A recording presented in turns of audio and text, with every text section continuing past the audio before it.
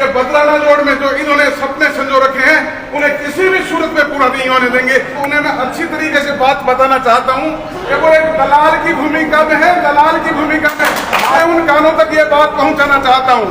15 साल पहले जब यहाँ आए थे तो उन्होंने लंबा चौड़ा वादा किया था, दावा किया था कि नवलगढ़ विधानसभा क्षेत्र में जो सीमेंट के प्लांट हैं वो मेरी अर्थी में बनेंगे, मेरी लाश पे प्लांट बनेंगे, मेरे जीते जी की प्लांट नहीं लग पाएंगे।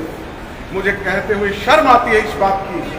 मित्रों, एक्विजिशन की एक व्यवस्था है और मैं स्वीकार करता हूं कि विकास जमीन पर होगा, लेकिन किसी विधायक की ये भूमिका 200 विधानसभा क्षेत्रों में मुझे जाने का अवसर मिला है, घूमने का अवसर मिला है, संगठन के कार्यकर्ता के नाते काम करने का अवसर मिला है, पर इस प्रकार का नंगा नृत्य भूतों ने भविष्य की ना पहले कहीं हुआ है।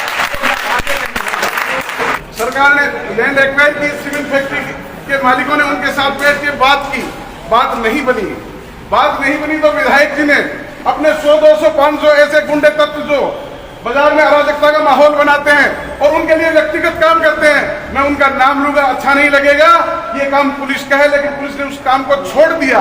पर मैं ये इतना जरूर बताना चाहता हूं कि उन अपराध वर्ती के लोगों को वहां क्षेत्र में भेज करके और जमीन खाली कराने का काम किया।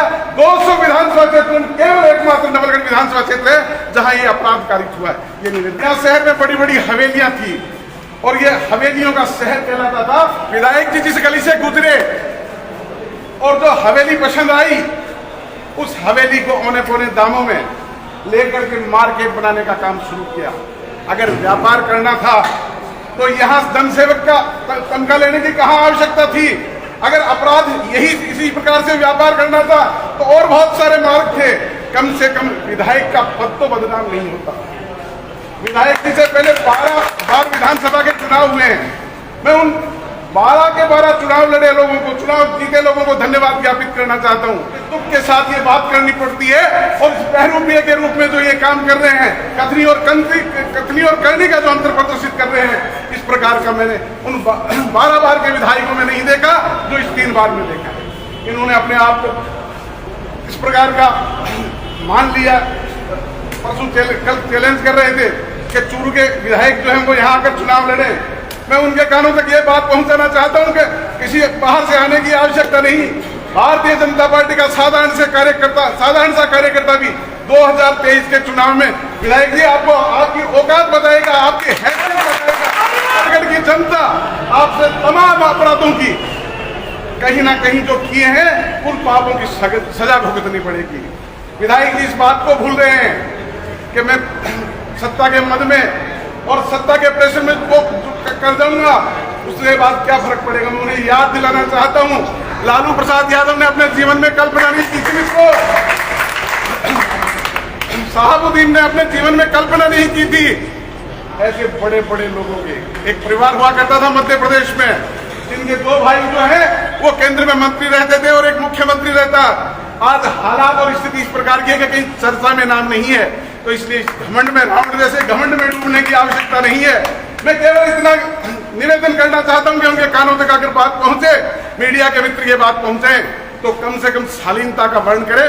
और ये जो अपराध करने जा रहे हैं, गौ माता के जो इलाका है, जो पशुपालकों के लिए जहां मेला भरता था, तो जोड़ पीठ ये सारे के सारे जो हैं वो कहीं ना कहीं गौ माता के लिए आरक्षित होते हैं।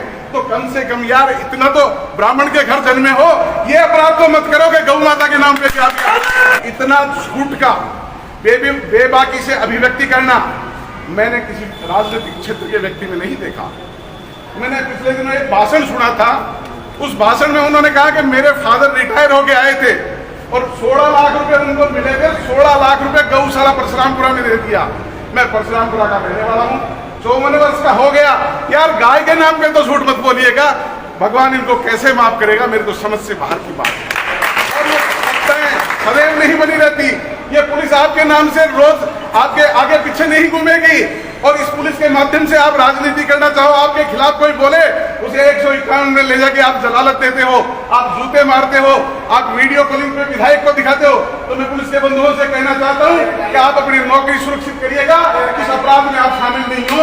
अच्छा रहेगा आपके। मैं ईओ नगर पालिका के कानून तक अगर बात पहुंचे पत्रकार बंधु हो, तो उन्हें कहना चाहता हूँ कि आप 9 TB का ऑर्डर जारी कर देंगे और इस लैंड पे डेवलप नहीं कर पाएंगे। ये जनता जो है इसमें जनार्दन है, और जनार्दन जिस दिन खड़ा हो गया तो आपके दो पैरों के रुकने के लिए जगह नहीं मिलेगी, 2 गज जमीन दफन होने के लिए नहीं मिलेगी। तो कम से कम ऐसे अपराधों से बचना चाहिए। कि बदलाना जोड़ में जो इन्होंने सपने संजो रखे हैं उन्हें किसी भी सूरत में पूरा नहीं होने देंगे।